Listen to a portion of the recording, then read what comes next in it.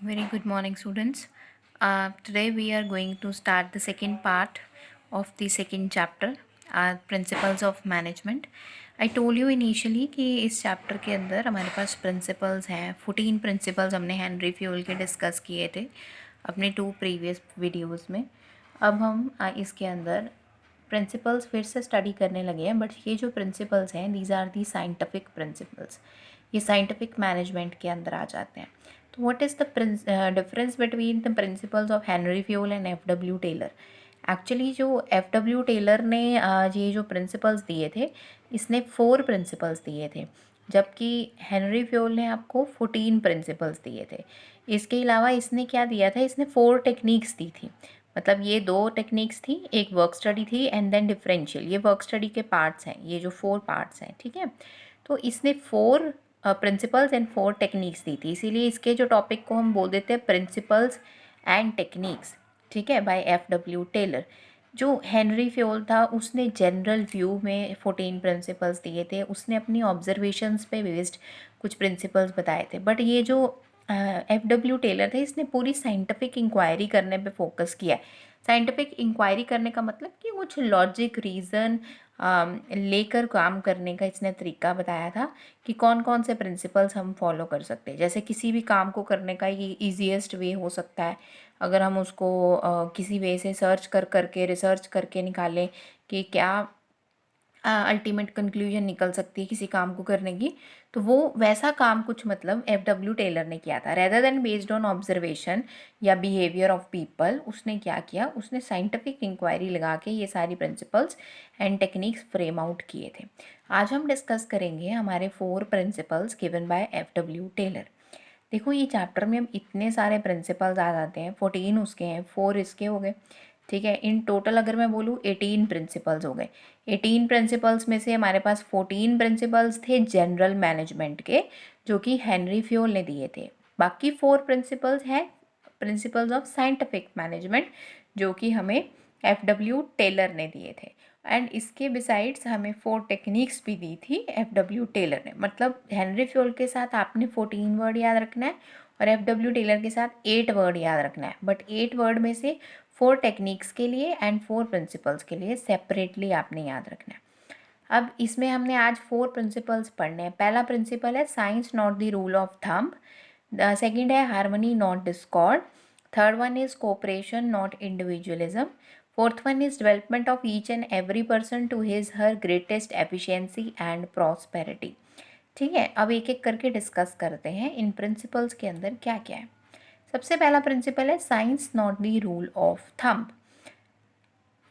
जैसे आपने 10th class में आई थिंक कोई रूल ऑफ थंब किया होगा, साइंस के अंदर कुछ स्टडी किया होगा, फिजिक्स के अंदर, वैसे ही यहाँ पे इसने बात की है। ये कहता है कि जो कोई भी काम करना है ना, उसमें हम साइंटिफिक इंक्वायरी लगाएं।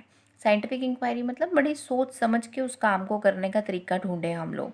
ये नहीं कि हिट एंड ट्रायल मेथड है, इस बार काम ऐसे कर लिया, अगली बार काम ऐसे करके देख लिया, तीसरी बार ऐसे करके देख लिया। No, there should be proper scientific method. इनका कहने का मतलब ये है science not the rule of thumb. Science लगानी है, रूल ऑफ थंब नहीं लगा देना। अगर आप रूल ऑफ थंब लगाना शुरू कर दोगे तो चीज़ें उतनी इफ़ेक्टिव नहीं रहेंगी कि नहीं ये चीज़ तो ऐसी लिखी हुई थी, ऐसे ही होनी है। नो, हमें साइंस लगानी है, लॉजिकली किसी रीज़न को ढूंढना है, किसी काम को करने का क्या तरीका बन सकता है। ठीक है, वो कहता है कि साइंटिफिक इंक्वायरी लेकर आओ। उसने कहा था कि rather than following rule of thumb हमें इक्वली इफेक्टिव नहीं रहेगा। एंड देन उसने ये भी बताया था कि किसी भी काम को करने का एक वन बेस्ट मेथड होता है। जैसे इसने बताया कि loading pigs of iron into box cars. अगर आपने कुछ सामान अपना सारा का सारा किसी जगह लोड करना, उसको भी लोड करने का एक तरीका होता है। जैसे फॉर एग्जांपल मैं आपको बताती हूँ कि जैसे मान लो जैसे हमारे शोरूम्स होते हैं जहाँ पर हमें व्हीकल्स मिलते हैं। सपोज़ करो जैसे होंडा का यहाँ पे शोरूम है, वहाँ पे व्हीकल्स आते हैं, बाइक्स आती हैं, एक्टिवाज आते हैं। तो उनको अब लोडिंग एंड अनलोडिंग का क्या सिस्टम होता है आपने जनरली नोट किया होगा।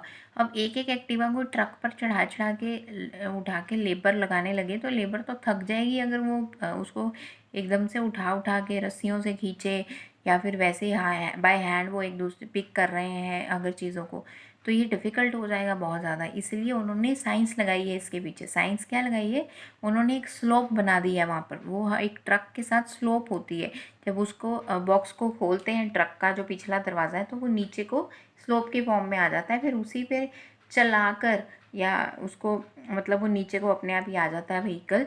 तो इस वे में उसको लोडिंग एंड अनलोडिंग की जाती है व्हीकल्स की। तो ये बहुत इम्पॉर्टेंट चीज़ है, क्योंकि हर यहाँ पे आपने जो कीवर्ड याद रखना है, there should be one best method of doing each and everything, ठीक है। और वन बेस्ट मेथड का क्या मतलब है, don't apply rule of thumb, rather based on scientific inquiry, don't follow hit and trial method, that is called science not the rule of thumb. Then हमारे पास next principle आता है harmony not Discord. Harmony का मतलब होता है मिलकर रहना, डिस्कॉर्ड का मतलब होता है लड़ाई झगड़े होना। अब यहाँ पर इस प्रिंसिपल में क्या कहा गया है, देखो वो कहते हैं कि जो एक ऑर्गेनाइजेशन है उसमें दो तरह की पार्टीज होती हैं। दो तरह की पार्टीज कौन कौन है, एक तो बेटा मैनेजमेंट होती है। मैनेजमेंट वो होती है जिसमें मैनेजर्स होते हैं, हेड होते हैं, सुपरवाइज़र होते हैं, ये सारी मैनेजमेंट होगी। और इसके साथ ही दूसरी पार्टी होती है वर्कर्स। अब ये दोनों में अगर कॉन्फ्लिक्ट चलते रहें, इसका मतलब कि मैनेजर अगर कुछ बोलता रहे और वर्कर्स को वो अच्छा ना लगे, या वर्कर्स कुछ बोले और मैनेजर्स को अच्छा ना लगे, तो दैट मीन्स कि काम कभी भी इतना प्रॉस्परस नहीं हो पाएगा। तो यहाँ पर वो ये कहना चाहते हैं कि दो पार्टीज ऑर्गेनाइजेशन में होती है, मैनेजमेंट और वर्कर्स की, दोनों को आपस में मिलजुल कर रहना चाहिए। दोनों को समझ आना चाहिए कि एक दूसरे के लिए वो कितने ज़्यादा, both are so much important for each other, दोनों कितनी अहमियत रखते हैं एक दूसरे के लिए। दोनों के बिना मतलब एक दूसरे के बिना दोनों का गुजारा नहीं है, ना मैनेजमेंट वर्कर्स के बिना गुजारा कर सकती है, ना ही वर्कर्स मैनेजमेंट के बिना गुजारा कर सकते हैं। और इसलिए वो कहते हैं there is a need of complete mental revolution, very very important word mental revolution. यहाँ पे आप एक हिंट भी लिख लेना कि मेंटल रेवोल्यूशन एक टेक्निक है।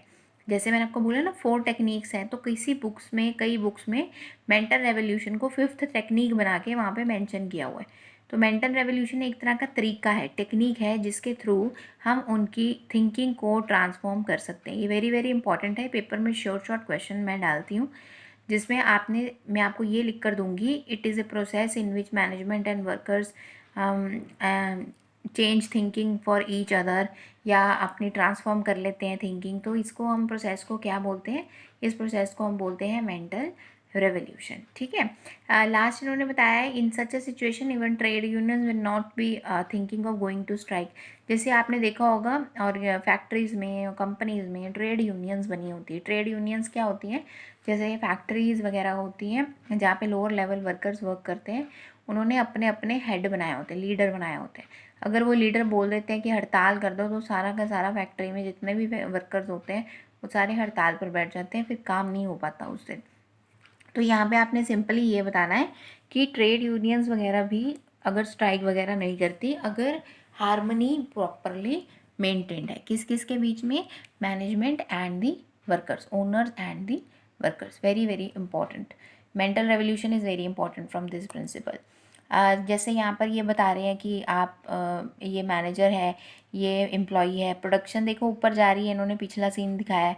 अब प्रोडक्शन ऊपर जा रही है तो इसका मैनेजर का बोनस देना बनता है वर्कर को।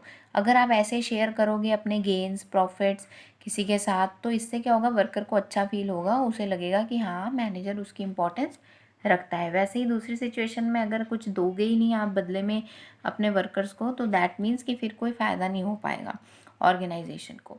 देन हमारे पास है cooperation not individualism. Cooperation not individualism बेटा बड़ा इंपॉर्टेंट क्यों माना जाता है, क्योंकि it is the extension of second principle. Extension of second principle मतलब हार्मनी नॉट डिस्कॉर्ड। अगर इसी प्रिंसिपल को मैं एक्सटेंड कर दूँ, मतलब मीनिंग ये वाला सेम एग्जैक्टली वहाँ पर भी आएगा। मैनेजमेंट और वर्कर की बात हो रही है, मिलजुल कर रहने की बात हो रही है, इसीलिए यहाँ पे वर्ड लिखा है कोऑपरेशन, बस नॉट इंडिविजुअलिज्म एक वर्ड यहाँ पे डाल दिया है। फ़र्क सिर्फ इतना है, जैसे केस स्टडी आ गई, अब आपको पता है ये एक्सटेंशन है, तो दोनों ही आपके एप्लीकेबल होंगे अगर हार्मनी की बात की जा रही है। बट एक आपको हिंट मैंने बता दिया, हिंट ये है, अगर किसी भी केस स्टडी में ये लिखा होता है कि जो मैनेजर है वो वर्कर्स को पार्टिसिपेशन के लिए मोटिवेट कर रहा है कि वो पार्टिसिपेट करे ऑर्गेनाइजेशन के काम करे अच्छे से, या अपने सजेशन दे या उसको रिवॉर्ड दे रहा है किसी चीज़ का, तो दैट मीन्स वो क्या कर रहा है, वो कोऑपरेशन से चल रहा है और इंडिविजुअलिज्म नहीं फोकस कर रहा।